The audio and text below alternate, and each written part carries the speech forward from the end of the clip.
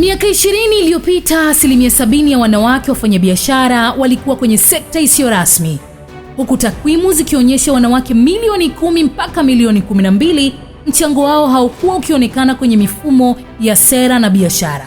Swali kubwa likawa, wanaingiaje kwenye mfumo? Hapo ndipo chemba ya wanawake wafanyabiashara Tanzania TWCC ilipokata passport ya biashara na kujenga mifumo ya leseni, masoko, utetezi wa sera na ujenzi wa mitandao ya kibiashara. TWCC iliyoundwa mwaka 2005 ina zaidi ya wanachama 20,000 na kufanikiwa kuunda programu za mauzo mitandaoni kama iSoko yenye zaidi ya watumiaji 23,000. Passport ya biashara imechangia kutengeneza fursa kwa wanawake zenye thamani ya shilingi trilioni 3.6.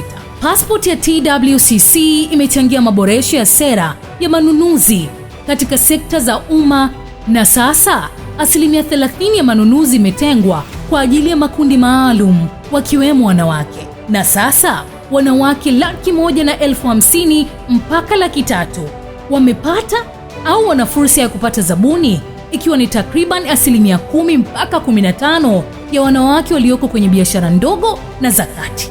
Sasa wanawake wananufaika na upanuzi wa masoko ya kikanda na kimataifa, ambapo mpaka kufikia mwaka 2025 mauzo ya bidhaa za wanawake Afrika yalifika shilingi bilioni 9, ambapo wanufaika wa moja kwa moja walikuwa 1,000 mpaka 1,500. Kwa hili TWCC ni legacy maker. Asante kwa kukata passport ya safari za malkia wengi kwenye sekta ya uchumi na biashara. Malkia wa nguvu Legacy Makers 2026. Legacy Maker 2026 kwenye uchumi na biashara ni TWCC.